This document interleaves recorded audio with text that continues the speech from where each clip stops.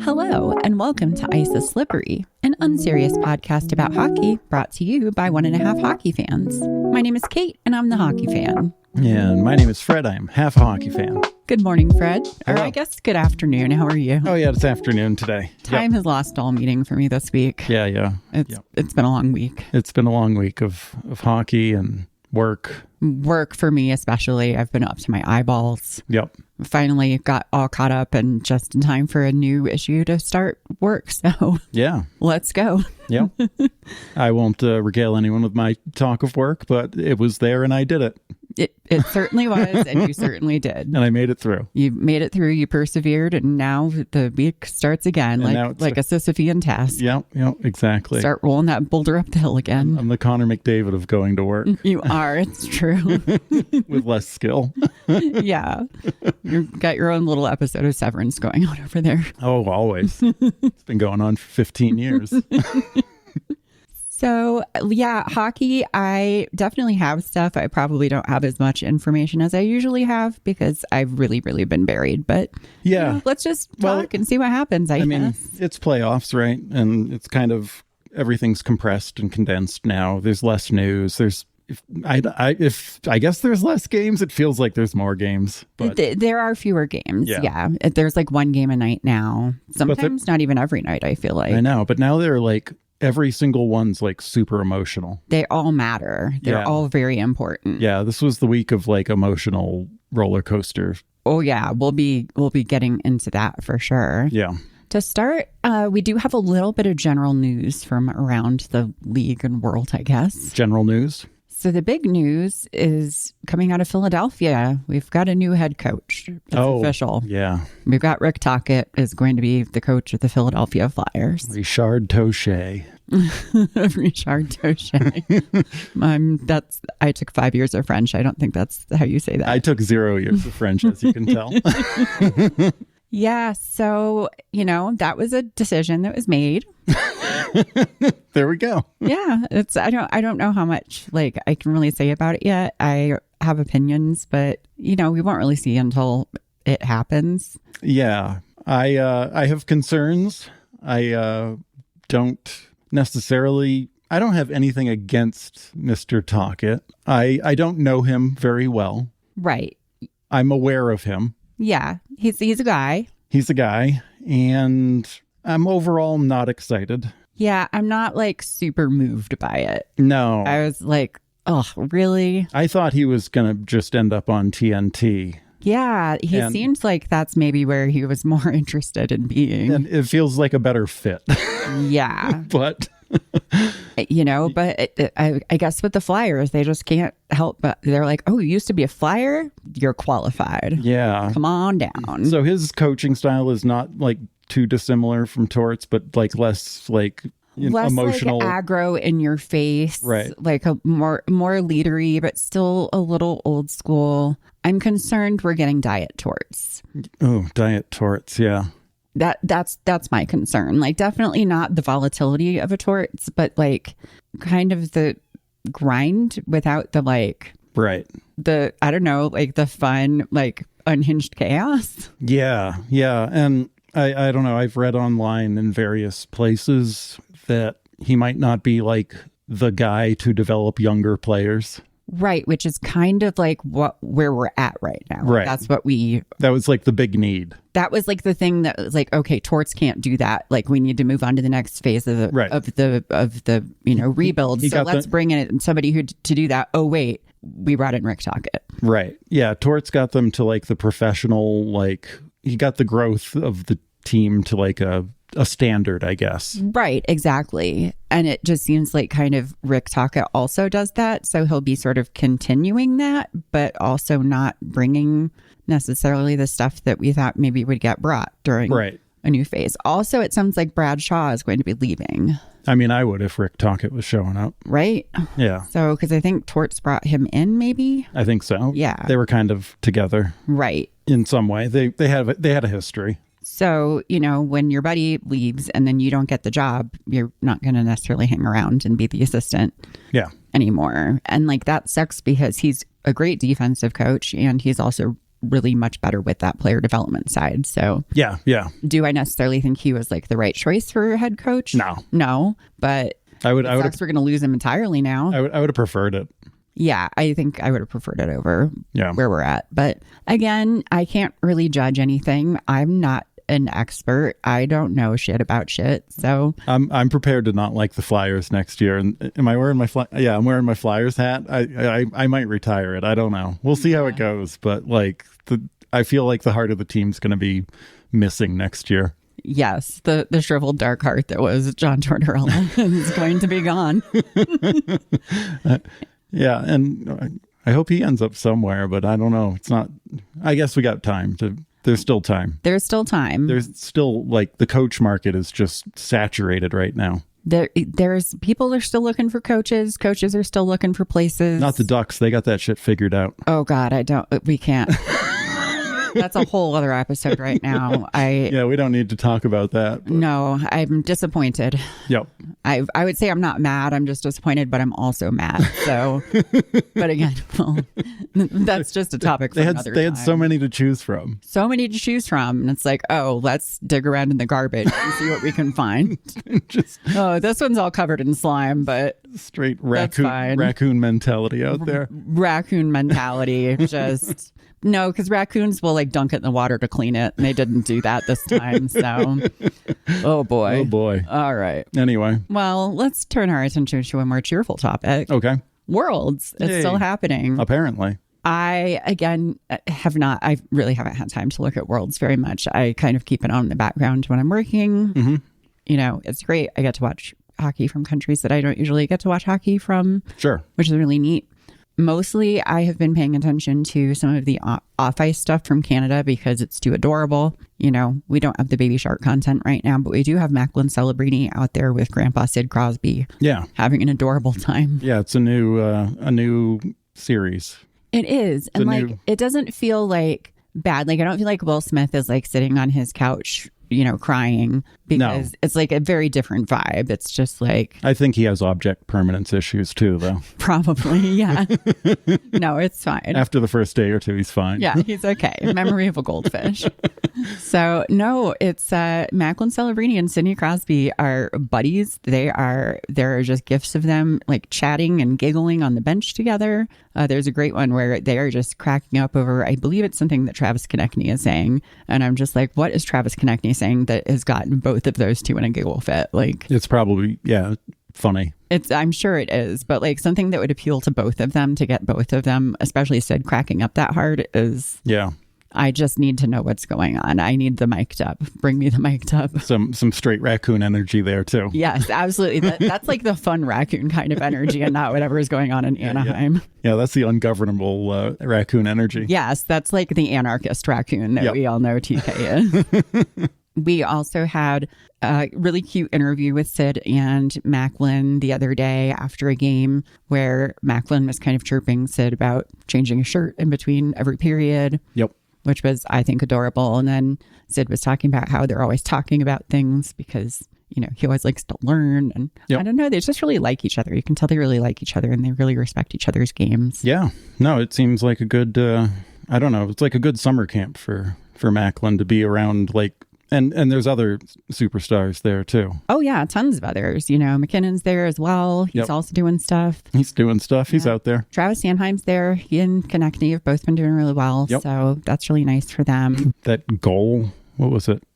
No look behind the back pass. Oh, from Mac to Sid? Yeah. Yeah. No, it was insane. It was like just some kind of crazy pass that was, it was literally just he got the puck and passed it behind his back without looking to Sid, who put it home. It was stupid. Stupid good. Yeah. I mean, Sid was like, oh yeah, no, he's so composed and he got that one to me. So hopefully I can return the favor and show that kind of composure and get the puck to him. Yeah. Like, that's pretty high praise from Captain Canada right there. Yeah. No, this is only good for Macklin's development.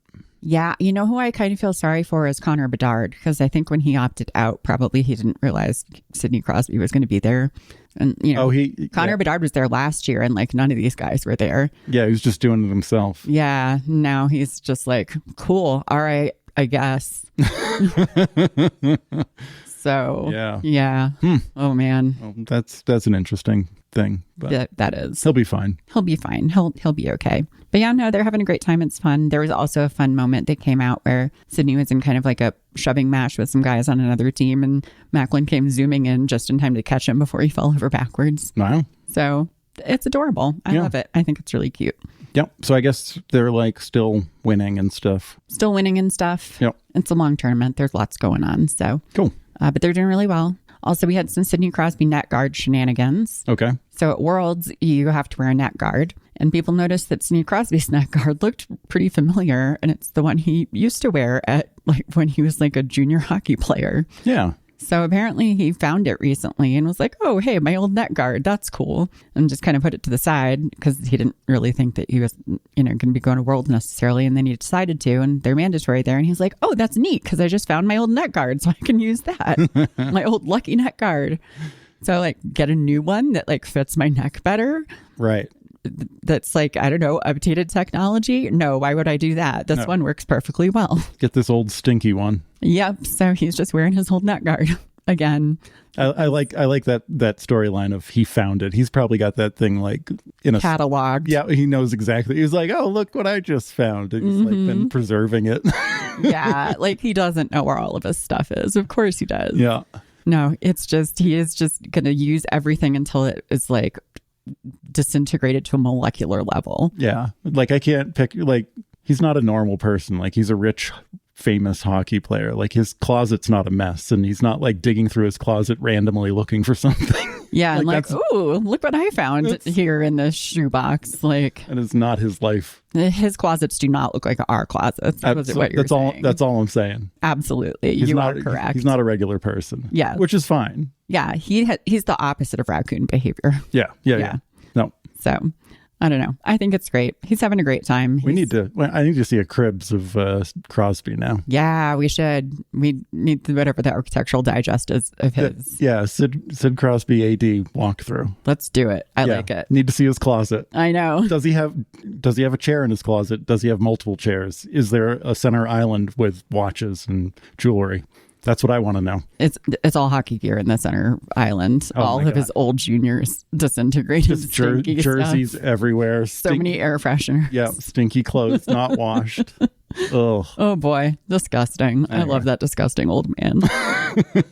Well, that's really all I have for news. Like I said, I've been sort of in work hell, but I have been paying attention to the actual hockey. So shall we get into the playoffs? I guess we shall. All right. So we're going to start in the East with the Carolina Hurricanes versus the Washington Capitals. Mm-hmm. The last time we checked in, Carolina was leading the series 2-1.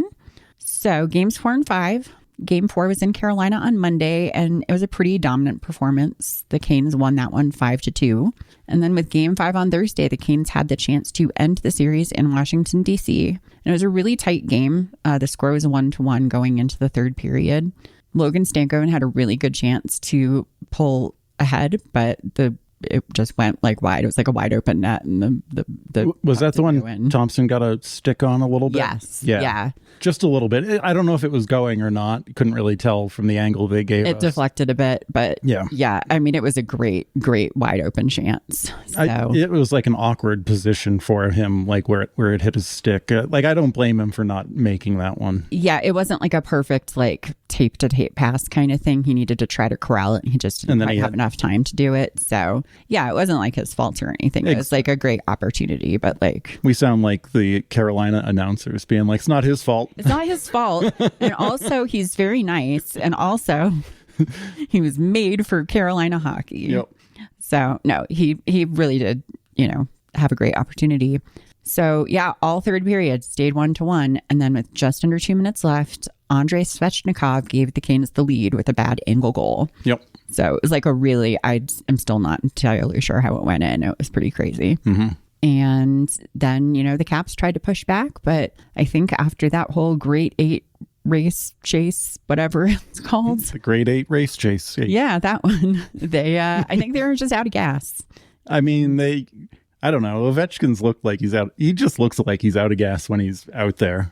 I mean, kind of in general. Yeah. But no, I do think whatever they did to make that happen was kind of that playoff energy, and I'm not entirely surprised. Yeah, the reserves were tapped at that juncture. Like when they looked good, they looked great, but then they didn't always do that, and they never looked bad during the series. No, they didn't look bad. They just didn't have that like extra oomph to like get them to the next level. Yeah. And also, I feel like being dramatic bitches really takes a lot of energy out of you. And they have done that a lot in the last 2 series. So, I think that that's probably it. So they tried really hard to, tie it up. But then Seth Jarvis scored an empty net goal. Yep. And that sealed the deal. So the Canes won that game 3-1. And that means they won the series 4-1. So a pretty definitive series win. Yeah. And that was a win at home, right? No, that one was in Washington, D.C. Oh, they won in Washington? Yes. Okay. Yeah. I wasn't following, apparently. But anyway, I watched that game. You did. It's fine. Yeah. I mean, it's hard because everyone's wearing red. So, It is, yeah. No, that was very cool for them to win. I do think they were the better team. I am excited to see what they're going to do. Yeah. No, I think they just overall played stronger, more consistent game. Yep. People are kind of complaining it's boring, and I have complained about that with Carolina in the past, but I'm into it now. I get what they're doing. So, yeah. Like, they're not the flashiest, but like, gosh, are they good? Like, they are very good at what they do. They're workers. They're hard workers, yeah. And they just never quit. Yeah. And I never feel nervous about them on the ice. Yeah. And I don't know if it's because I'm not invested, but like I'm not invested in some of these other teams, and I feel nervous when they're out there. I'm like, oh, what are you doing out there? It doesn't feel like the wheels are about to come off the bus. No. Pretty much ever. Yeah. Like it doesn't feel like catastrophic. Real solid. Yeah. No, they're just real solid hard workers. They're doing like a good, responsible game. Yep. But it's like a hardworking, hustling game. Yeah. So like it's not the flashiest, but it is really like diligent, and like there's a push and an energy to it still. So. Yeah. And I like their players too. I don't know of any player on that team where I'm like, I don't like that guy. Yeah. No, it's it's hard when you've got like a Seth Jarvis to not be like, well, that's he's like one of my favorites. He's just fantastic. Yeah. I think everybody loves him. Yeah. How could you not? How could you not? He's so funny. And I feel like what's the coach? Brindamore? Brindamore, yeah. He's grown on me. Last year, I thought he was literally the teacher from Daria. Yeah, no, he does have that with the bulging eyeball, yes. Which I think we've talked about. We have, and that was the he would get so angry and just like red, and I was like always worried about him having a heart attack. Yeah, his cardiovascular health does seem very iffy at times. Right? Yeah, but I've come around on him, and I think he's kind of neat. He gave a quote recently where I guess somebody asked him about how like people were talking about that Carolina doesn't play like the most exciting style of hockey. And he goes, well, we don't really have any of those sexy players, but that's changing. And I just liked that because that's how we talk about hockey. And like, yeah, there is a sexy kind of hockey. And yeah, it's not always the sexiest kind of hockey in Carolina, but like, that's okay. That's not what they do. Yeah. And that's fine. Not everybody has to do that. Yeah. No, I'm maybe they're my team next year if this Philly thing just falls through.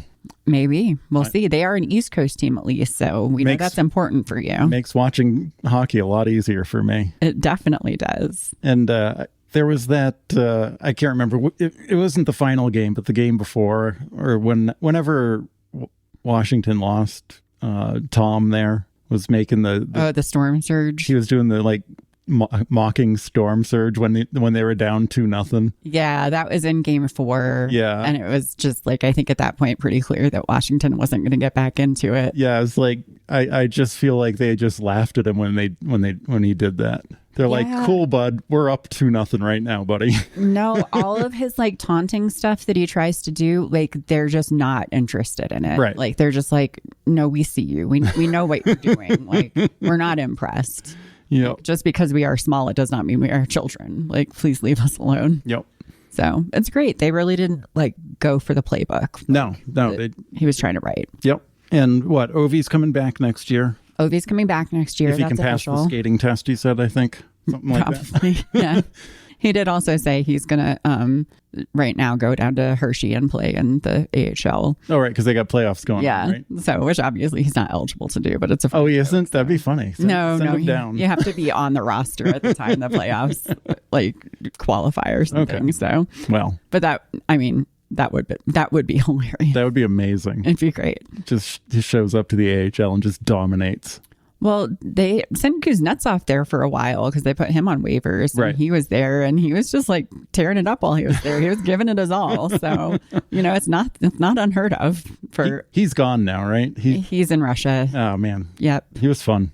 I know. I wouldn't mind seeing him again someday. I like that guy. Yeah. He was in Carolina briefly last year. No, I know. Yeah. Yeah. So. He did the arm wave thing. He did. I like that.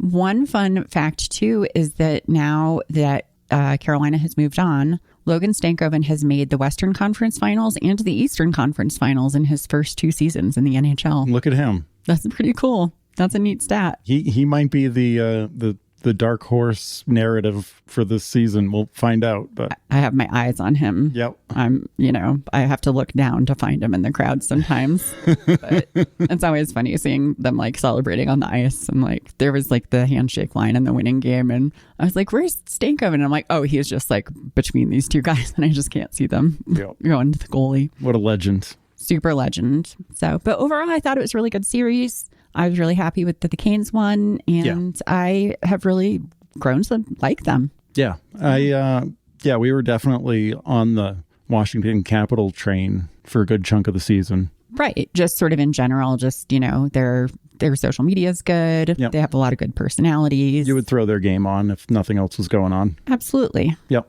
So. But bye-bye, suckers. It's the Hurricanes now. Yep. We're all in on the Hurricanes. So let's switch to our other team in the East, or our other playoff series in the East. We have the Panthers versus the Maple Leafs. Mm-hmm. So the last time we talked about them, we had just wrapped Game 3, and the series was 2-1 in favor of the Maple Leafs. So, and obviously we know how cool and awesome the Maple Leafs are under pressure. So I'm sure everything's going great for them. Yeah. Yeah. Right? No, it's not? Okay. I mean, I don't know. Doesn't seem like their forte. So Game 4, the Leafs played the Panthers in Florida, and they did lose 2-0. Yeah. And that one was not like the worst loss. That was, it's a pretty tight loss. Both teams kind of brought the same energy they've been bringing. Like Kulikov elbowed Mitch Marner in the head, which did not get a call. Yep. And then near the end of the game, Max Domi decided to board Alexander Barkov. Oh yeah, people weren't left. People weren't happy about that one. Nope. That was unnecessary. That was pretty unnecessary. And then the immediate reactions, like, out of everyone, Barkov, really? Him? Right? Yeah, Are he's like the only one who doesn't punch people in the head. Are you kidding me? You went for that guy? Go for anybody else, but not that guy. I know. Why would you do that? Anyway. Yeah, no, it was, he did end up getting fined $5,000 for that, but it made everyone mad. And Matthew Tkachuk did that thing he does where when he gets mad and he gets like really intensely flirty with the other team when he's threatening them. So he's like, talking to William Nylander on the other bench and promising that he's going to get him the next game. Like, I'm going to get you. Right. And then Matthew Nyes is like, why don't you get me instead? Yeah. And Matthew Tkachuk is presumably like, no, thank you. I've seen your neck. I would not like to get you. That Nyes guy is a fucking wall. He's huge. And like, we've seen people try to come at him and he goes no and like flicks them down. Yeah. I love it. Matthew Tkachuk is smarter than that. He's like, no, I was going after this little guy with the chest hair for a reason. Yeah. Like, no, I only knew his name before like these playoffs this year. Like, I was aware of him being like a player who's reasonably talented, but I think he's great. I like watching him. He's great, and he's playing tonight, which is so that's something we'll get there in a little bit. Sure. Somebody did ask after the game, they asked Berube if he thought that Tkachuk's sort of intimidation act was going to like rattle Nylander at all. And Berube said, he probably didn't hear him. He doesn't hear me, which was great. Yep. Like, I can just imagine Nylander just being there and just like staring off into space being like, what kind of sushi am I going to order for dinner tonight? And like Matthew Tkachuk's just trying to get his attention and pull his pigtails. And Matthew Nyes is like, I will beat you up. Yep. And yeah, it's great. It's so stupid. Yeah, I don't know. It'll be interesting tonight, obviously, but the Matthew Tkachuk show's not working for me this playoff round. The Matthew Chuck show is more fun when you like don't like the people it's aimed at. Yeah. But like it feels a little mean at the Leafs right now. Yeah. They're just little leafy boys. And it doesn't feel effective either. It doesn't feel effective either. It feels a little desperate. So It does. And that's not a good look. That's not sexy. No, it's not sexy. It's like fun when it's all like, you know, like when it's against like the Oilers and he's like trying to make Leon Draisaitl mad. And like, you know, they're going to like punch each other or maybe make out. Like you can't really tell. Right. Like it's, you know, there's like different vibes to it. But yeah, it's just feeling a little sad. Yeah. Yeah. Well, I will say though that Game 5 did not go well for the Leafs. That one was an absolute shit show. That one, I think you were working downstairs. I was upstairs doing something, but I ended up watching the second and third period on mute because I found that I just enjoy watching hockey without people talking. Yeah, especially when it's a national broadcast. I do. It's probably a much better experience. And yeah, I'm able to follow it better. It makes me focus more, honestly. And I come up with my own thoughts about the game and not whatever narratives they're trying to push on me. Yeah, I think we might have watched part of it together, like when we had dinner, and then I went back down to finish first working. period. Yeah, I went back down to finish working, and it was just, it was really hard to watch. I believe I also put it on mute at a certain point just out of like self-defense because I feel too much empathy. And I was just like, no. They looked lazy and sloppy. And the post game too, Maurice, people were like, oh, Maurice was like gaslighting them because he was like, oh no, they brought the same energy and we got a bunch of lucky tips. But like, if you look at the stats, it was a evenly matched game. And I was like, dude, I saw that game. It was not evenly matched. Yeah. Meanwhile, Berube is like, they played the same game they always do. We just showed up and let them do it. Right. Like, yeah. Which was a more accurate description of the situation. It was hard to watch. It really was painful. I kind of like, sometimes I'm like, oh God, the Leafs fans are like so hard on the Leafs. Like, God, no wonder. But then you see a game like that and you're like, oh God, I kind of understand a little bit.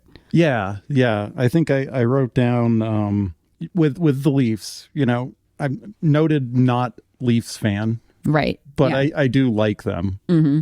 But you want to like them. I do. They're fine. You know, whatever. But I more than once a game when I'm watching them, it's more like, what are you guys doing out there? What is this? And that's what I say in my head when I watch them. And that game, it was just constant, like, what's going on out there? Like, this doesn't look right. I have said that out loud while watching Leafs games before. I'm not going to lie. Yeah. I have said, oh no, Mitch, what are you doing? Everybody said that about his spinorama nonsense. Oh boy, they sure did. It was rough. It was just a rough game. It was yeah. So I certainly understand now better the Leaf memes and the reputation that precedes the fan base and the Leafs now. Like, that game really summed it up. Like, they've been doing fine. Yeah, they've been looking decent. Like, I was like, wow, they look pretty good. And then that game, I was like, who's out there? What's that? It was a disaster. It looked so bad. Like, it was, I mean, luckily it wasn't an elimination game, but like, yeah. I mean, people were booing by the end of the second period, if not the first period. Yeah. Somebody threw an Austin Matthews jersey on the ice at one point. Yep. Like, the series isn't even over yet. And they're just fucking done. And they're just done, like, with life. Like, which on the one hand, I'm like, I mean, okay, that's a little much. But like, on the other hand, it was a really bad game. Like, it felt like we were watching the Flyers, like, against like the Stanley Cup champs or something. Like somehow like the Stanley Cup finals happened, right, and like one of the teams couldn't show up, and so they're like, hey, Flyers, you're in. Yeah, you're in. And like, they're cold. Like, they haven't practiced in like a month. Exactly. And they got dropped in. It's like the bad news bears of hockey. Yep, absolutely. That's what it felt like. It reminded me of Flyers games that we've watched this year where we're like, oh no, oh no, what? Oh. It didn't feel good. It did not feel good. Yeah. And yeah, they ended up losing 6-1. Yeah. The only reason they got on the board at all was because Brobo, Nick Robertson, right, Jason Robertson's little brother, scored a goal right near the end and then immediately curled up into a little ball like an armadillo because he didn't want to get stepped on. And then he got pulled for the next game, right? And then he got pulled for the next game. They're like, what? He's the only one that did anything and you're pulling him? Pretty much, yeah. So yeah, I don't know. It was interesting. I wanted them to do better than that because I'm definitely pro Leafs at this point.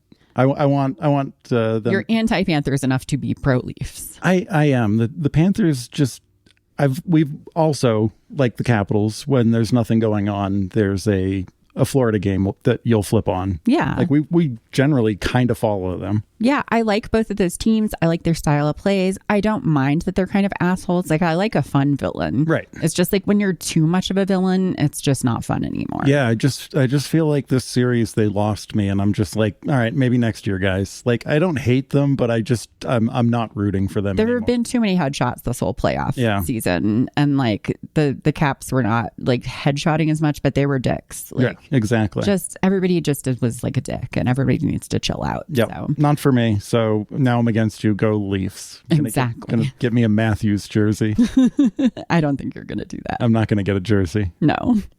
So game 6 was on Friday. And I think a lot of us thought that it was probably going to just be like a mercy killing on the Leafs. I mean, that's how I went into that game. I was like, oh boy, here we go. Whatever. I was just like, just please don't lose badly. Like, please at least make an effort. Absolutely. Like we thought the Panthers were going to win anyway. But let's just go out with some dignity. Yeah, exactly. Like let's try to redeem ourselves a little bit. Yep. But I have to say, the Leafs played one of the best consistent, like 60-minute hockey games I've ever seen them play. Ever. That game was sick. They was so good. They played so well. I was blown away. This was another one I think I watched on mute. Yeah. And I was just like, wow. Yeah.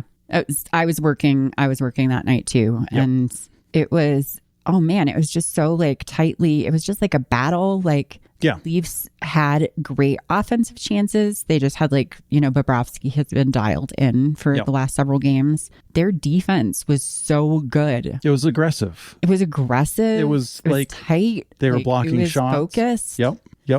Yeah, the note I made when I was watching it is that it looked like themselves out there, but it looked like themselves hard. Yeah. It wasn't like they were trying to be something they weren't. Right. But it was like they all took their Ritalin and managed to like stay focused the entire game. Yeah. And use some of that Ritalin like energy. Yeah, exactly. No, it was like they just chilled out and like, I don't know. Berube must have had some kind of a pep talk with them or something. Yeah, whatever that man said, hopefully he says it again. Because it was different. It was very different looking. Hockey Psychology did a great breakdown video of it, and he did talk about some ways that they had adjusted their play to help because they were really, really good at basically dismantling the Panthers' forecheck, which was really critical. Yeah.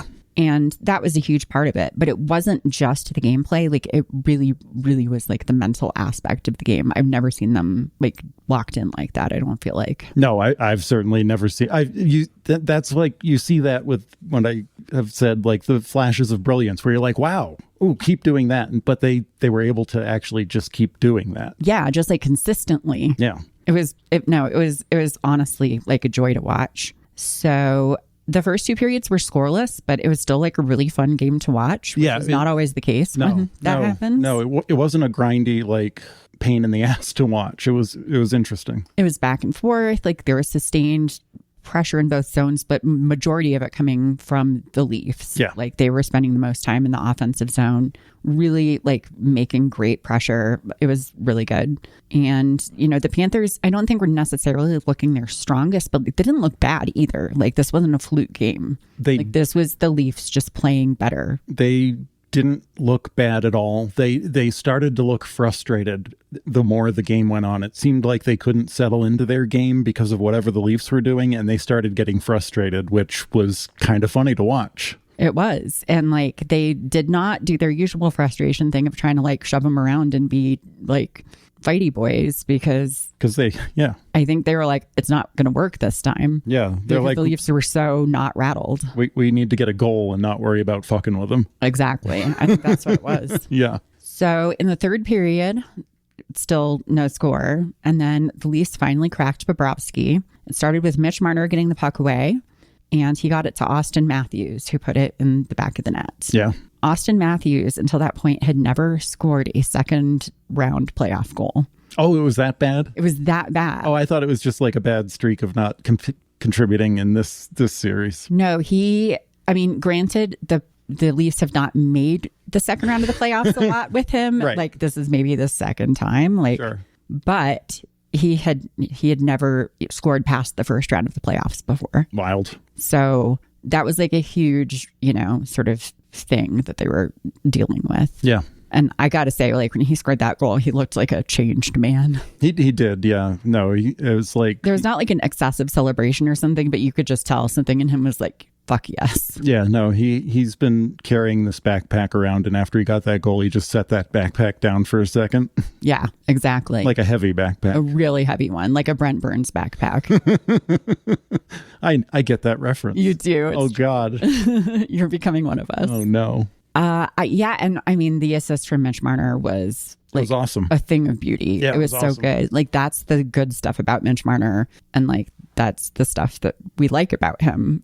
Right. When he's not being a dummy. Yeah, no, it felt like a very Leafsy kind of goal. It did. It was like exactly what you want to see. And from the two of them who like everyone accuses of disappearing, it like couldn't have been a better, sort of way to get the game going. Yep. And then Max Pacioretty also scored a goal, which gave them a little bit of breathing room. Mm-hmm. And yeah, the Panthers just could not do it. And so the final score was 2-0 in favor of the Leafs. Joseph Woll got his first career playoff shutout in the NHL. And also looked really good. Fantastic. So good the whole way through. Like, it helped that the defense in front of him was really solid, but like when pucks did get through, he was making some great saves. Yeah. And just like so focused, like you were kind of noticing how he was like collapsing down on the puck. Like, there were no rebounds. Oh yeah, no, he would go into like a meditative state, holding onto that puck until he was sure no one was going to punch him in the head. Yeah, no, he was just swallowing them whole. He was just like, nope, this is my puck now. This lives here. And apparently, like that's his stat too. Like when the pressure's on, he's like 967 or save percentage or something. Maybe even higher. Yeah. Yeah. Like, I think he in elimination games, he's like only lost one or something. Yeah. He's really good. So yeah. He's just proving to be amazing under the pressure, which is great because, again, he didn't have the starting role at the beginning of the playoffs until, they took out Stolarz. So. Yeah. It'll be interesting to see, like, if they make it through, if they start Woll, if Stolarz is back and ready to go. I imagine if Woll's still looking good, they're probably going to stay with him. That I think so. He's what they do in the playoffs. He's got the experience now. He's got the confidence. He knows what's going on. Exactly. Yeah, and I like him, too. His interviews are fun, and he seems like a great dude. They're both great. And like I said, I really do think of them as the closest to like a true goalie tandem we have right now. Yeah. So Woll is ostensibly the starter, but they are both really good. Mm-hmm. So I think it's great. Awesome. All right. Well, Game 7 is going on tonight. So we will know soon who is going on to face the Canes. Yeah. So I think it's safe to say we're both hoping to see that the Leafs move on. Yep, we are. And oh boy, yeah, more hockey tonight. Here we go. Game 7. Those Game 7s are fun. They really are. I get why everyone's like, this is what I've dreamed of or whatever. I'm like, yeah, no, it's a fun game. Like you have to win it. The stakes are the stakiest. They're so steaky. The steakiest of stakes. Now I want steak. Yeah. All right. Well, I think we can go ahead and move on to the West then. All right. So we've got Vegas versus Edmonton. Sure. Last time we checked in there, the Oilers were leading that series 2-1. So we had games 4 and 5. Game 4 was in Edmonton on Monday. And I'm going to be real with you. I don't remember if I watched it. I know you have. I haven't seen any of the Edmonton Vegas stuff other than clips. I know that there was a game that was like real good in the first period that I was like, I when it's a double header, like I can't do both. It's gotta be one or the other. And it was the second game and I was like, nah, I'm out. And apparently I missed some good stuff, but yeah, I honestly just don't remember if I watched it. This has been a long week for me. No, it was like the fighty one. The first period or something. There was like a first period that was like all fighty. Oh, there was a fight. It was like the first like real fight.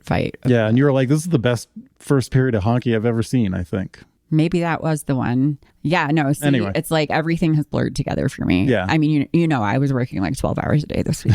It was stupid. So, yeah, but anyway, it was Vegas too. So Vegas is kind of a vortex for us. It's true. I have a real blind spot for Vegas. But I do know that the Oilers won that game 3-0. So that meant game 5 on Wednesday was a potential elimination game. And I was working late that night and I did have that game on in the background. And even though that one was scoreless throughout regulation, that was a really good game. Was it? Yeah, it was just kind of similar to that Leafs Panthers game where it was just like back and forth, really tight. Yep. Just everyone was playing. Everyone showed up to play. So there was no Mark Stone in this game. He was out injured. That's why you watched it. Yeah, that's probably why. That's why I didn't repress it, at least.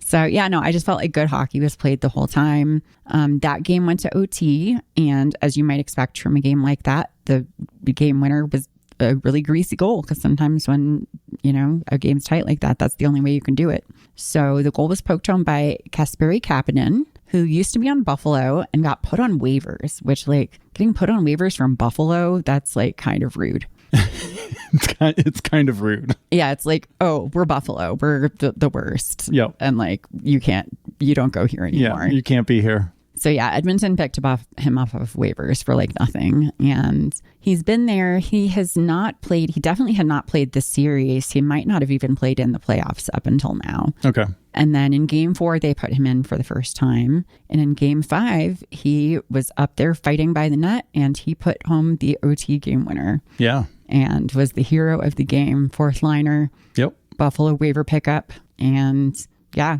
it was just really fantastic. And he also made Leon smile in the post game, which is always impressive when somebody can make he kind of like smile. Bombed his interview or whatever. Yeah, he like jumped into his interview and like kind of. Maybe that's why Buffalo got rid of him. Like, this guy's rude.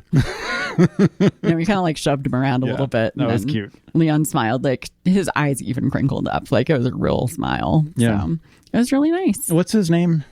Kasperi Kapanen. But don't they call him like Capo? No, that's a different one. That's a different one? Yeah, no. Oh, okay. There's like also Capo Kapanen, I think. And that's the name I like. I go to sleep and I hear that name like in my head for some reason. No, this is a different one. Okay.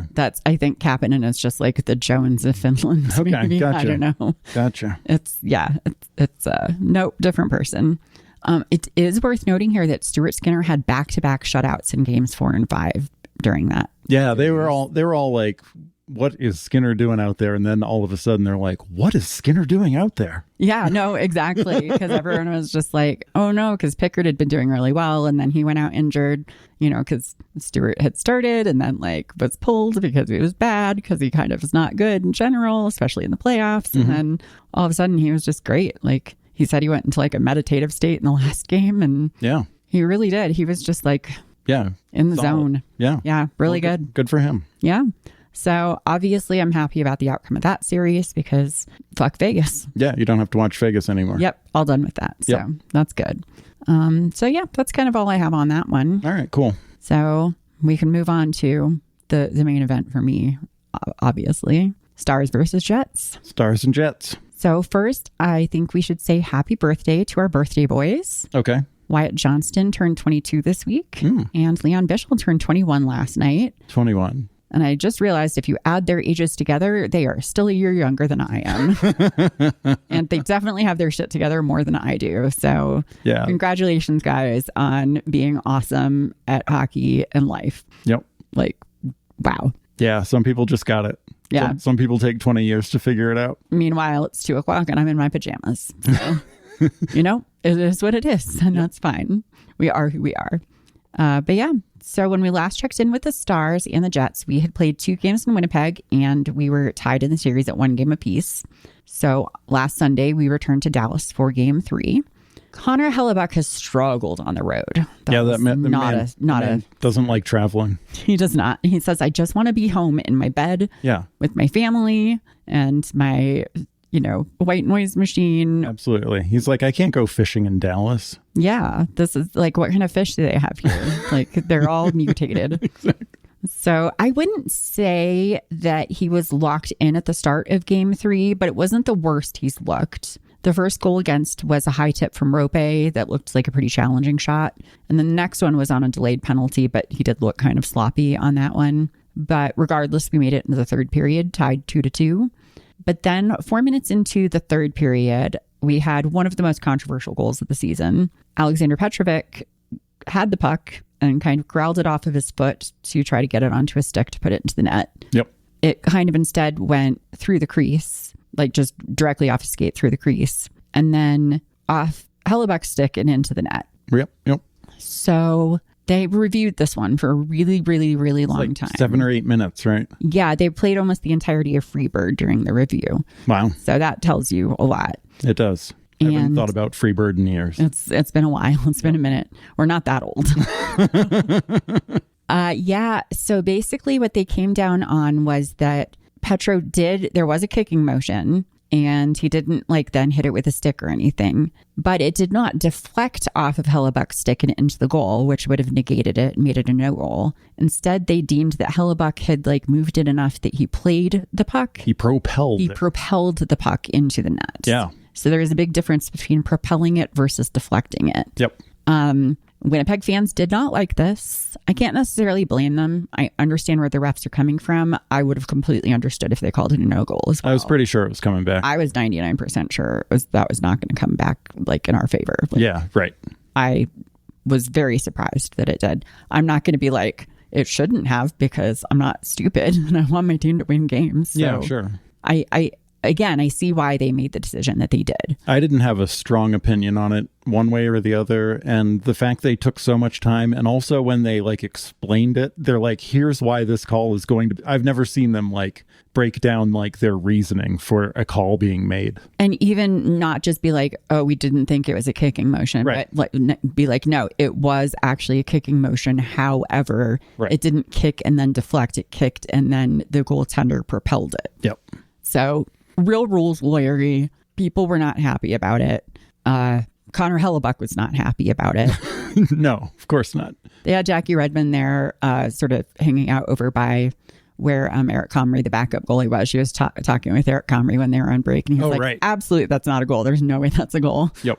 And she was like, okay, you heard it. It's definitely not a goal. And it was a goal. And he was not impressed. Yeah. Yeah, I don't know. I guess that was controversial. I didn't end up feeling strongly one way or another. So, I mean, I guess people are going to be like, that's the thing that ruined everything and blah, blah, blah. And I don't know that it is. Definitely people felt like that, I think, for a little bit. Things have changed since then, but we'll kind of get into that. Yeah. I will say that did give us a little juice, because under a minute later, Mikko Rantanen came and deked through like all of Winnipeg's defense and scored another goal. Yeah, he sure did. And he was just like, oh yeah, that's right. I'm Mikko Rantanen. I'd go here now. Pretty sure Hellebuck should have had that one. Yeah. Man, when he looks off, he looks goofy out there. He looks nervous. He like runs far outside the crease sometimes for no reason. He was like too far on his toes or something, because he like fell backwards. Yeah. I don't know what happened. He's like always like in a sitting down motion. I don't know. Yeah. When he looks good, he's amazing. But when he looks bad, it's not that. It's kind of like watching that bad Leafs game. You're like, oh, that's not. Oh no, don't do that. No, he got rattled, and that was just like that. That one was. Yeah, there was no coming back for them after that. I feel like that. Two sort of back to back like that really just took any wind out of their sails. Yeah. So they kind of kept trying. I would have just done Comrie on the road and Hellebuck at home. I mean, it wouldn't necessarily been the worst idea. Right. You got to try something at some point. Yeah. So yeah, Winnipeg, kept pushing, but they couldn't get on the board again. And then Wyatt Johnston scored one more goal. So the Stars took that game 5-2. Yep. There was some other controversy that game though. At the end of the second period, somebody, I think it was Mark Scheifele, checked Mason Marchment pretty hard in the ribs. Yep. And there was no call. Mason Marchment, you'll be surprised to hear this, was not happy about the no call. He's certainly an opinionated young man. He has opinions. Mason Marchment has opinions. That could be his podcast. Yes, it could be. Just him ranting. Maybe he should just do that, and then maybe he would chill the fuck out the rest of the time. Well, so he was yelling, and then on his way back to the bench, he very firmly tapped the referee on the shin with his stick. He sure did. And people were not happy about that. Everybody had a thought about that one. People were like, that is obviously should be a 10-game suspension for abusive officials, because there is a history of even a white touch on an official being an automatic 10-game suspension. It seems like a reasonable rule. It does, honestly. Yeah. I was kind of expecting the suspension. Yeah, for sure. Yeah. I was shocked that there was not. Yep. At the moment, I was like, oh, well, maybe the ref just didn't notice somehow. But I guess Mason Marchment came out at the beginning of the third and apologized. And then, the league after the game was like, yeah, no, it really comes down to the on-ice officials. And they said it was fine. So there's no punishment. Right. And people are fucking pissed about it because they already don't like Mason Marchment. And I, obviously I love him. You're wearing your Mason Marchment t-shirt now. I'm wearing my t-shirt I had made that says I am Mason Marchment's attorney and he is innocent. And this time he is not innocent, you guys. No, he's guilty as hell. I cannot defend him on this one. Like, it was not a good look. It was really, really, really bad. He's so lucky that he still is like playing in the series. And that, I don't know. It was a bad look. Before that, I think the last 2 or 3 games for him, you've started to lose your client. He's just gonna do what he's gonna do, and he's not listening to reason. It seems like. Yeah, I'm gonna need to see about like maybe getting him like some kind of help,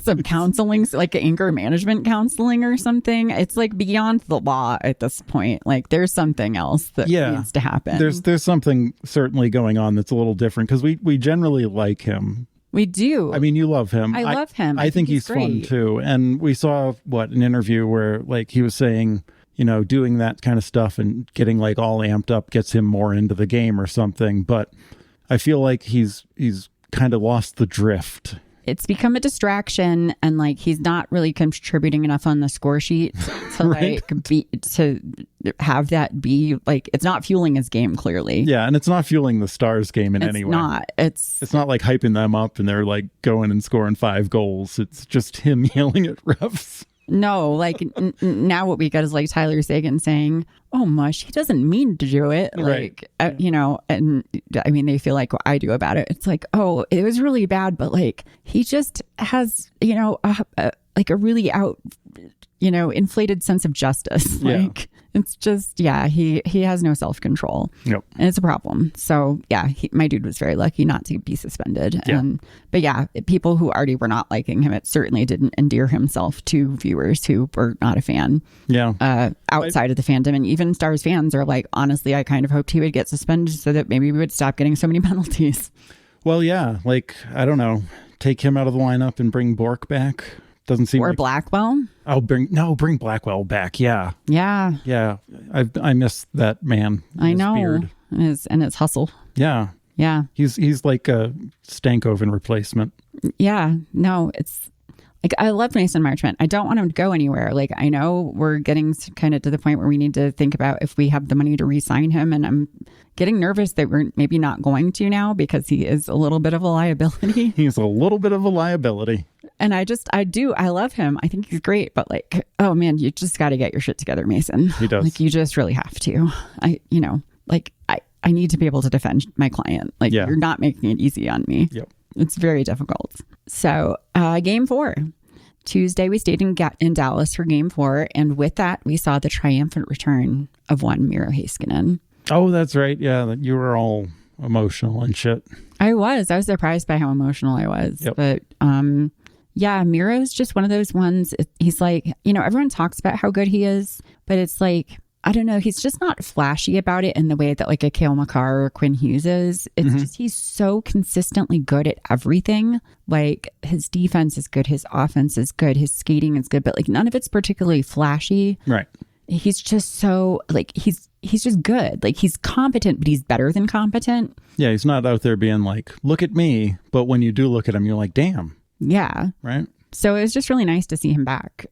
He literally flew to New York the day before the game to get the all clear from his surgeon to play. Yeah. Like, that's how, how newly healed he is from his injury. And I do respect the Stars for holding him out and not messing him up, because I feel like other teams are like, just you could play, and he might like buy into that or something. But the Stars are like, no, your doctor says this is bad.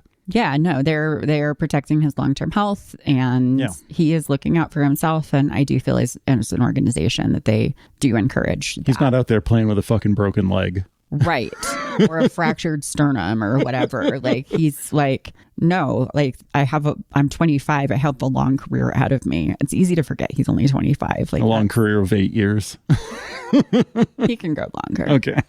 Anyway, they brought him back into the lineup, and Pete did what we all expected and rolled with an 11-7 lineup, which is 11 forwards and 7 defensemen. So that basically gives us the opportunity to not push Miro too much. We have that extra defenseman there, so we can control Miro's ice time a little bit more. Because Miro, he'd play 30 minutes a night if you let him. Right, which he was kind of doing before. Yeah, absolutely. Yeah. He kind of always has. But yeah, so this way, and I think that was kind of why we had been experimenting with double shifting Rantanen before that too. Like part of it was playing with the chemistry, but part of it was like, oh, if Rantanen can do the double shifting, because he historically has done that a lot. He's a fucking moose tank. He is a moose tank. he can just be out there the whole time if you need him to. Yeah, absolutely. Yeah, he doesn't care. Yeah. No, so I think that we were kind of in that good rhythm with double shifting him, so that also gave us the freedom to do the 11-7. So that was really good to be able to do that. And that was like Pete changing things up in the playoffs, which I think is something that he's known to not do. Correct. Yeah, but it was, it was the safest way to get Miro back into the game. Yeah. And I think it went really well. So that was game 4. And Mikko Rantanen has been kind of hogging the spotlight for us. But that game, Mikael Granlund was like, you know what? I am also Finnish. I am also an acquisition before the trade deadline. And I am also a special boy. Yep. So in the first period, he kind of chugged his way across through the neutral zone to score a power play goal. He's another one of our more diminutive players. He's 5'10". Okay. So watching the highlights, he kind of reminds me a little bit in the way he skates of Michkov. Oh, does he? I haven't really paid attention to his skating. I know exactly what that looks like, though. Yeah, it's not like exactly the same. Like, it's like a little less goblin, just a little more utilitarian. But they're both, they have very similar builds. Like, they're the same height. They're about 10 pounds apart. Yep. And they just have that thing where they just kind of like have to kind of dig in to get going. And then once they do, they're just going. It's like a real stocky kind of skating. It's exactly, that's what it is. Yeah. Just very stocky, very stout. So, but less goblin. But yeah, I know. Yeah, he doesn't. I have it written in my notes. Granlund doesn't go full goblin mode. He doesn't go full goblin. Yeah. What does that make him, like a hobbit or something? I'm not sure. I don't know the whole fantasy have to think world. about it. It's just like more utilitarian. Yeah. So, but yeah, no, he went through and scored. So that was really great. Love that. The Jets scored in the second to tie it up, but Granny was like, not today, bitches. And then he scored another goal near the end of the second. And that one was all him and Mikko Rantanen. Yep. Which was, again, more Finns, more wins. We're doing great with those Finnish guys. Yep. And then in the third period, the Stars went on the power play. The Jets got a shorthanded scoring chance, but Miro Heiskanen stayed with Kyle Connor the whole time and was just harassing him. So made it so he couldn't get the puck out with a good shot, which was really great. Love that. And then with about, 3 seconds left in the power play, Matt Duchene hit one, it went off the post, and the rebound came way out, and Miro collected it and got it over to Granlund, who scored again and got himself a hat trick. Yeah. So he said, Mikko's not the only Finnish boy who can get hat tricks. Mikael Granlund can also do such a thing. Yeah. So it was really great. No, that was fun. Yeah, they don't need depth. They just need to pick a guy who's going to score all the goals in a game and just let him score all the goals. They just say, hey, it's your turn. Yep. You tag in. Yep. So now it's got to be Rope's turn because he's the next Finnish forward who needs to get a hattie. Yeah, he needs to maybe do a little more out there. Oh, no, he's been fine. He's been fine, but I want to... No, he's been more than fine. He's had tons of assists. All right, fine. Yeah. And he's had goals too. I know. Yeah. I don't know. I don't always get the right vibe from him, I guess. You just don't appreciate him. I probably don't appreciate him the way you do. It's true. He's our little ice princess, and I won't tolerate any disrespect. How's Robertson doing out there? He's been a little slow coming back, I feel like, but he's doing okay. He's been playing really defensively sound. I'll give him that much. Well, that works. Yeah, so I'm fine with that. He has like been doing some physicality too, which I appreciate because that's, I think, historically hasn't been one of his stronger suits. Yep. I don't know how much like points there have been going on, but I do feel like he's contributing. I will say, I think his beard's looking a lot better this year. It is way less scraggly than usual. Yeah. So. It's not good, but it's way better than last year. I think he's finally going through puberty. Yeah. And I think that's really nice for him. So that with Granlund's hat trick, that we won that game, and so we were up 3-1 in the series. So game 5, we went back to Winnipeg, and Connor Hellebuck is an entirely different beast in Winnipeg. Yeah. No, he's like some sort of like the fuel from those fans like powers him. And when he doesn't have those fans, he's nothing. He like crumbles. Yeah. He gets real, I don't know, nervous. Yep. Yeah, no, he was just dialed in from like minute 1 of this game. Yep. Jake also really looked really phenomenal, I will say, especially starting out.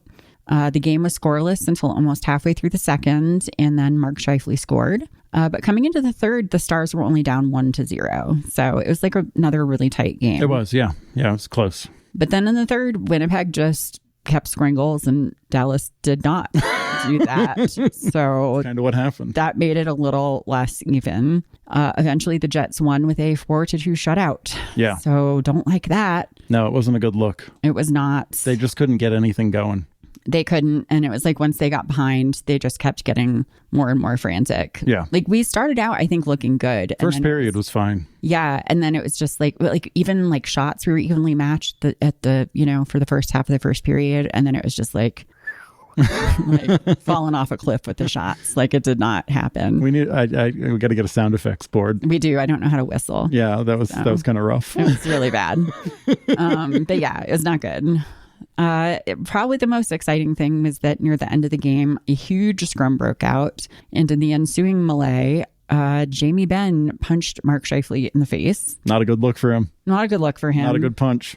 The ref was holding him back. I will say Mark Scheifele was being very spicy at the time. Sure. And it was obviously very heated. But yes, it was He's out pretty. There. You freaking knucklehead.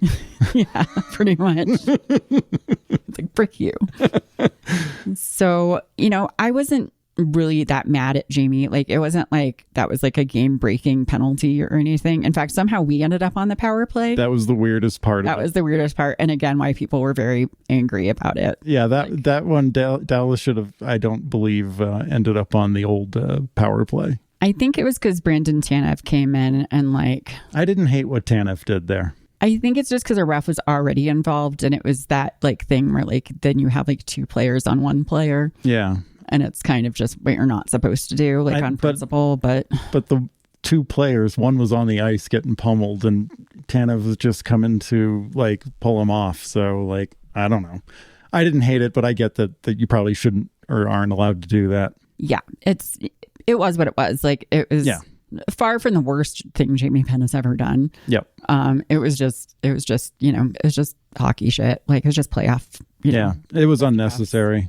It was unnecessary, but it also wasn't like, I mean, they were being mutually combative. I don't know. I'm gonna just go ahead and say Ben was on the wrong side of history there. That is completely fine to say. Yep. Well, Jamie did get fined $5,000, so which I know it's not enough. So. Whoop-de-doo. Yeah. No, I really think this was more about kind of Jamie being like, this game's over. We just need to have our blood going for the next game. Okay. But I don't know. He looked kind of vacant when he did it. It just seemed, I don't know. Yeah. Wrong side of history. Sorry. I mean, when does Jamie not look vacant? That's true. He is pretty, the lights are on. Yeah. But I don't know if anyone's been home for years. Love you, Jamie. You have a Jamie Benn jersey. I have a Jamie Benn jersey. I love Jamie Benn. Yep. I like the bad boys, I guess. The bad boys of hockey. The bad boys of hockey, yep. So, I don't know, so basically after that, you would think kind of going into game 6, it's going to be heated. That's a possible elimination game. Well, game 6 is yesterday in Dallas. And, Saturday morning, we wake up and we find out that Mark Scheifele's dad unexpectedly passed away on Friday night. Yeah. And that, like hockey and competition, it's a thing. But yeah. And obviously this playoffs and it's an elimination game, so it's like a bigger thing than usual. But like people have like lives and families, and like this is a much bigger thing than that. Oh, for sure. And like everybody clearly felt that, like the fans, the players, the teams, the coaches, like it was an emotional day in the hockey world. It was really kind of starting out, just like the tone was kind of set from sort of the morning on. So immediately it was kind of unclear if Mark Scheifele was going to play or not. Eventually he did make the decision that he was going to play because his dad would have wanted him to. Yeah, I mean, obviously hockey families and lives, like of course he would totally not be like, oh no, sit this one out. Like, no, he'd be like, go get him. Yeah, absolutely. Yeah, no, I'm not surprised, just knowing what I know of Mark Scheifele too, that he would want to be in and do that. So, his captain Adam Lowry gave a lot of interviews throughout the day, and I think you and I have fallen in love with him. Oh my God, that guy's amazing. He's just a wonderful human being. I think Lowry's the best. Yeah, no, he just seems like a really amazing person. So he's really lovely. I will say, I'm really just proud to be a Dallas Stars fan too. The Dallas Stars subreddit tends to be pretty charitable in general. We, for a long time, have done virtual hat tosses. So when somebody on the team scores a hat trick, we'll donate $25 to a charity. Mm-hmm. And that's been going on, organized by somebody on the subreddit for so long that this year the Dallas Stars actual organization has started doing that officially. Yeah. And if you donate to the foundation, then the first people who do so can get like a sort of a signed prize or something like that. Cool. So that's a really neat thing. Yeah.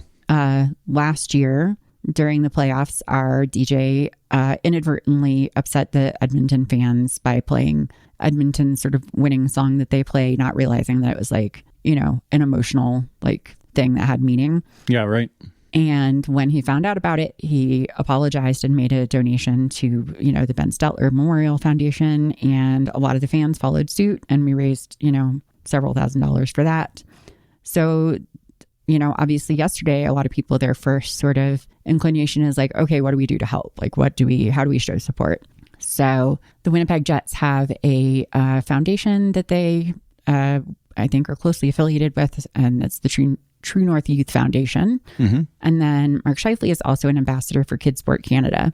So those are both, charities he's closely affiliated with. So a lot of Dallas Stars fans on the Stars subreddit started making donations. A lot of them did $55 because his number is 55. Yeah. So it's 55 for 55. And it's kind of impossible to track officially, how much went to both organizations because, it wasn't through a particular link. But somebody from the True North Foundation said after the game last night that if you just totaled up the $55 donations that came in all day yesterday, over $30,000 were raised for that foundation yesterday, which is really, really nice. That's amazing. And it wasn't just Stars fans. I know Jets fans did it too. A lot of other fans did it as well. A lot of Oilers fans actually did it because they remember Stars fans from last year. Yeah, right. Doing that. So, there are some things in hockey culture that aren't great, which we are seeing these days. It's on full display.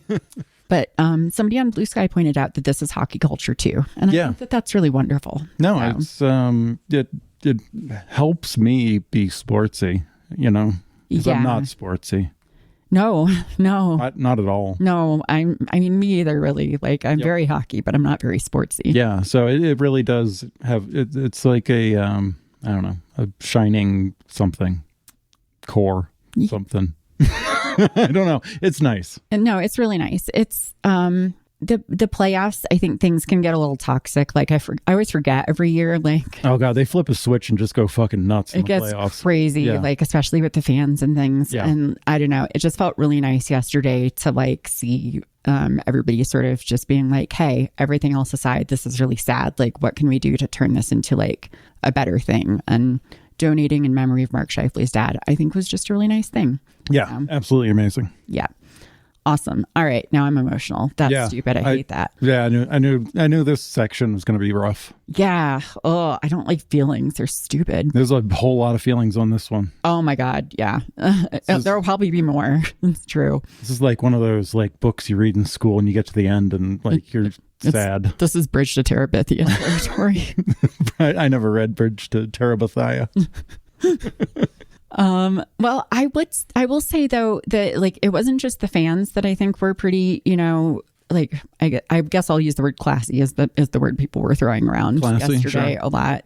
I would describe last night's game as very gentlemanly. It was a great game. It was a really, really good game. It was well played. There were no penalties up until the end. Yeah. But it was still hard. It wasn't like they were just like laying off or anything. Like both teams were playing hard. They both played hard. They both played physical. Like nobody was phoning it in. Like they were both clearly all in on it, but they were just really determined, you could tell, to make it a really clean game. Yeah. The refs seemed pretty clear that they were not going to call any penalties unless they were egregious. Yep. Which on the one hand, I was kind of like, well, that's good because like, at least they're not going to call it unevenly. Like I would rather they just get out of the way and let that happen. So there were missed calls on both sides, like trips and things like that. Yeah. I do think that that's kind of bullshit that now I'm like, okay, they're so bad at their jobs. They're like, well, I guess rather than like look incompetent, I'm just not going to do it at all. Like Right. the refs pulled a full on Pingu meme and are like, well, now I am not doing it. Nice. And we were like, you know what? Actually, that's better for us. We like that. We like that, it turns out. Like, I don't Just know let if them- that's really the look. No, yeah, but it definitely was that. It was that. And they just let him play. And it was good, though, because like since both teams were playing really clean, like it was fine. yeah, the stuff they didn't call didn't feel like it was consequential, and it didn't necessarily feel Nothing felt intentional. Like trips happen, like sticks get where they're not supposed to be.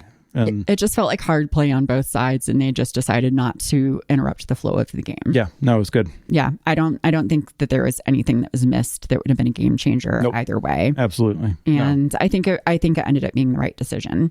So anyway, yeah, the result was that there was only one power play all game, as you mentioned. I will say the Stars definitely came to play last night. Like they looked focused from the get-go. Like they were active, they were engaged. Like it was not the Dallas Sleepy Boys. No, they were the Dallas Awake Boys last night. They showed up and were intending on winning that, and not just being like, oh well, let's just do game 7 and let them have this one because it's a rough day for them. Like, no, it was not that, and I don't think it would ever be that. But yeah, they were definitely not like, let's take our chances. Like they were like, let's close it out right now. Yeah.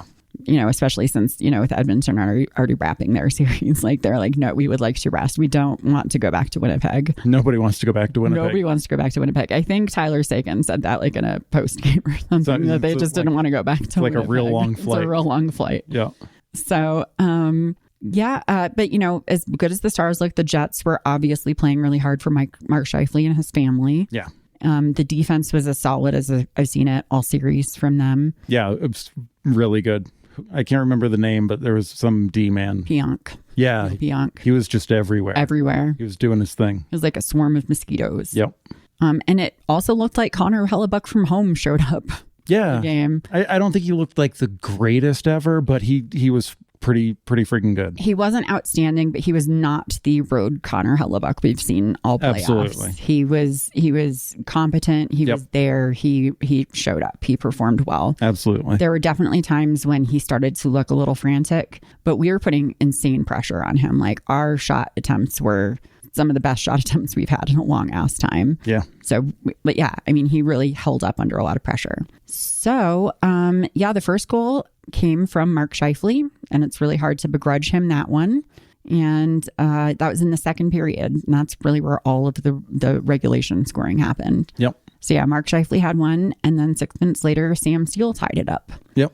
And honestly, my biggest takeaway from the game was how fucking good Miro Heiskanen is at hockey. You love talking about him. You love watching him. I just, like last night, just watching him, like, it's just, he's so good at it. Like, it's not just the defense. It's like the way he brings the puck into the offensive zone. Yeah. Like, he doesn't make our defense better, like just our defense better. He makes our offense better too. Like he supports the supports the offense. He's like a infrastructure guy. He is. He's like the one like support beam that's holding all of it up. Yeah, right. And like when it isn't up, like everything's real shaky. Yeah.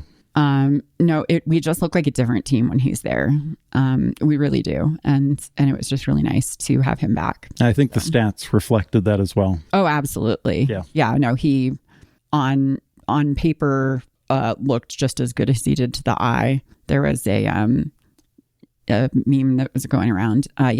When he was on the ice last night, there were 46 shot attempts for, 13 against. That's a pretty good stat. Yep. 20 scoring chances for, 5 against. And then 11 high danger scoring chances for, 1 against. Yeah.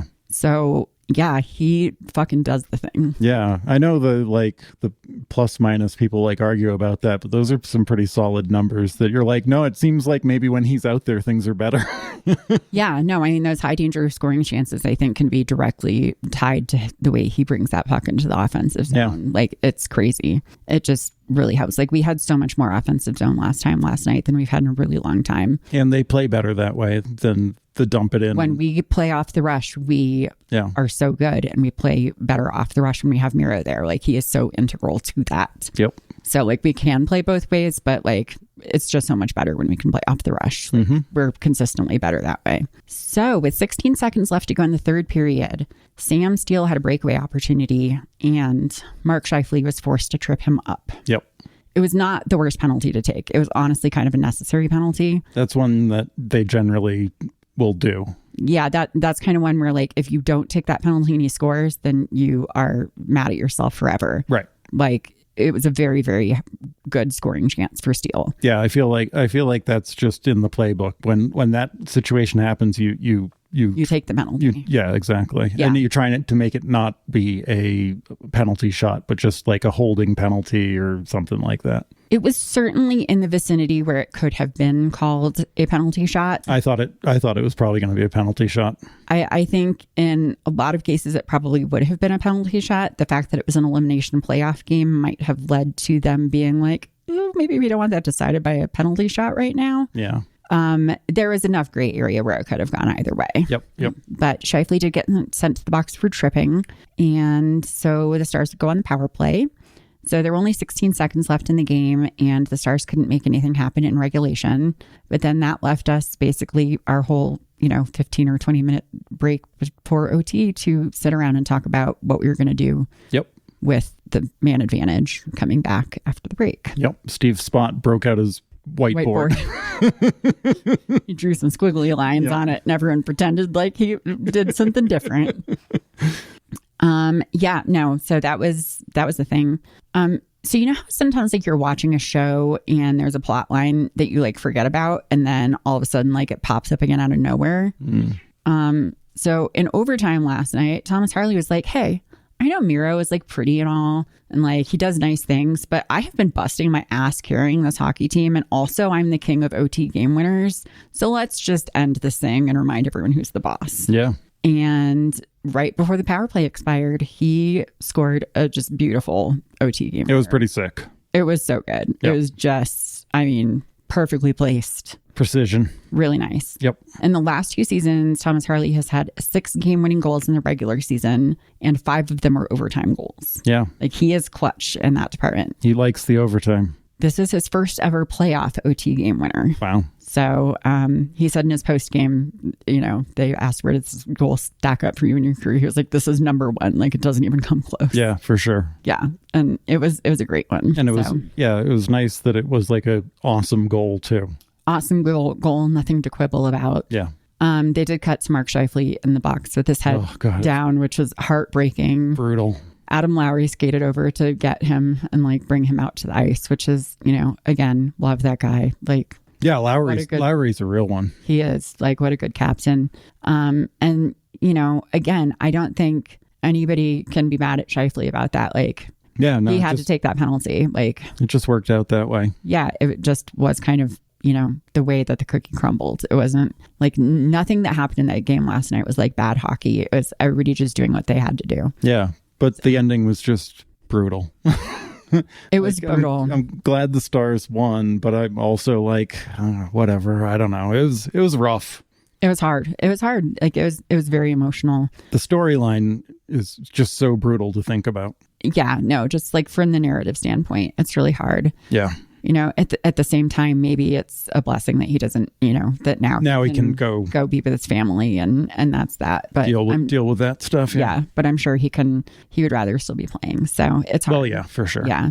And then I feel sad for his team too. I mean, Adam Lowry in the post game was literally crying, talking about how they should have killed it for him. Like it's hard. It was brutal. So I think if anything though, it's going to bring them together closer for next year. So, well, now everyone's talking about what they need to do with the Jets because the Jets can't win anything. Yeah. So, well, I do at least feel okay for Connor Hellebuck that at least he didn't go out in like a disaster. Yeah, he didn't go out in He acquitted himself fine. Yeah, that was fine. It was definitely one of the most emotional handshake lines I've ever seen. Maybe handshake line was rough. I mean, you and I were both crying watching it, like, or I was. I don't know about you, but I was crying. There were emotions. I don't know if they were like tears, but like there was certainly, yeah. I had full on tears. Yeah. You were all weepy. I was certainly not okay. Yeah, no, there were a lot of feelings. Shifley had a really long embrace and talk with Jamie Benn, which was really nice. Yep. Because, I would love to hear what Jamie said. Yeah, no, it seemed like he said something, very nice based on the body language and everything. Yep.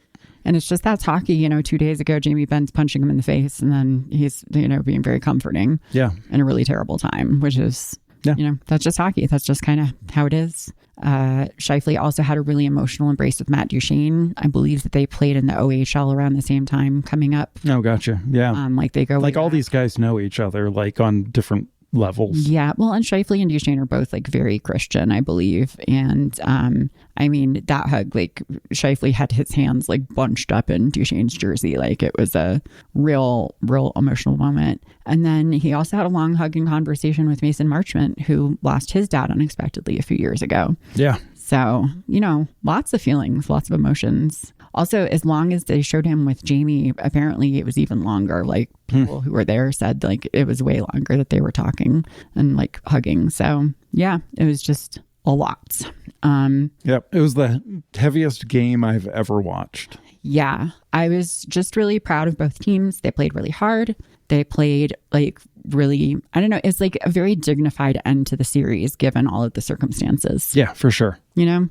It's nice to not come out feeling like the villain, because it would have been very easy to be the villains in that circumstance. Absolutely. Yeah, no, I don't feel like there was any necessarily ill will that you could garner from that game. Garner. Look at me using big words. Yeah, you've been hanging out with me too much.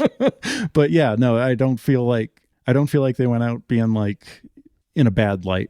No, I think that the Stars looked, good, like sort of despite the issues of like the whacking the refs and the punching of the faces and the controversial goals. Like right. At the end of the day, we came out like just like we played a nice, good, respectable hockey game at the end. Yeah, and it didn't add any more like haters to the hate bandwagon that already exists for Dallas. And if anything, I think some people reluctantly like us now because they're like, oh, well, I guess you're not totally bad. Right. Like, if you're supporting charities and things. Yeah, yeah. So, yeah.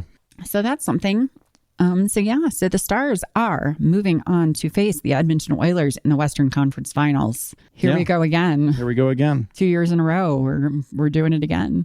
So I think it's interesting for the storyline. We had for our first round, we had Mikko Rantanen's, revenge against the Colorado Avalanche. I don't like to frame it as a revenge, though. I think it's more just him like showing his worth to his old team, Yeah, revenge. I don't necessarily need that word, but man, proving himself. What a storyline. What a novel that was. Yeah, and then this round you've got Jake, showing that hey, he is a real legitimate contender for starting U.S. goaltender. Absolutely, he can jump on those pucks like an otter. He really can.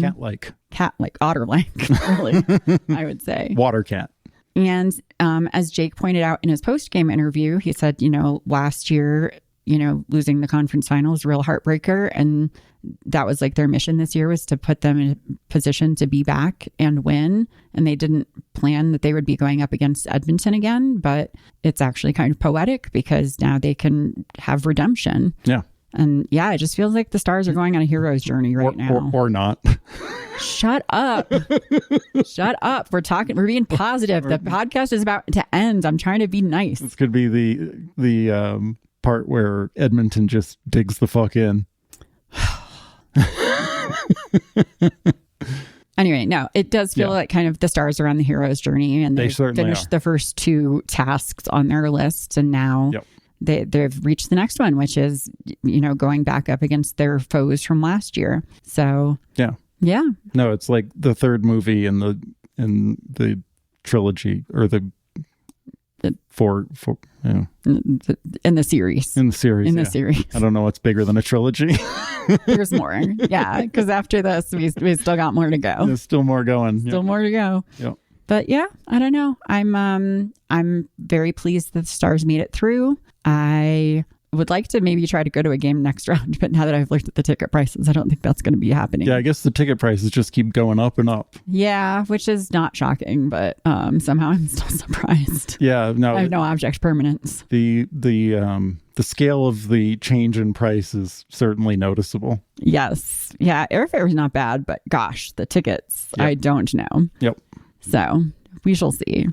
But even if I don't go in person, I'm gonna have a great time cheering for them from my couch because, you know, they got a real shot at it. They've been doing well. Yep. And we've got Miro back now, and it just feels like we are starting to string some things together. Yeah. So I'm not mad about any of it. No. Don't really have anything to be that mad about. So yeah, no, they can do it. I don't know. We'll see. We'll see. Yeah, I'm excited. I'm excited to go watch the Leafs tonight and see what they're up to. I'm excited to see the first game. Do you know who has home ice with Dallas? Is it Edmonton? We have home ice. Oh, okay. Yeah. Cool. Yeah. That helps Dallas a lot. I think it does. Yeah. No, Winnipeg was like the only one we wouldn't have had home ice against. Right. So, yeah, because I think didn't we end up being like third in the league overall? So it would have been like Winnipeg and the Caps. I think we're ahead of us. So sure. Yeah. So I think we're home ice from here on out. So all right. Well, let's see how it goes. Yeah, we'll see how it goes. And yeah. Yeah. All right. Got no funny outro. No, I'm just happy. I'm just relieved. I'm relieved that we are going through, and I'm relieved that we don't look like total assholes. So, you know what? I'm going to take it. That's a win for me this week. We did it. We did it, guys. We did it. And that's going to be the end of regulation for this week's episode of Ice is Slippery. You can find us on Tumblr, Blue Sky, TikTok, and Instagram at IceIsSlipperyPod. You can also email us at iceisslipperypod@gmail.com, where we would love to get suggestions for games and hear your hockey hot takes. Until next week, stay out of the penalty box.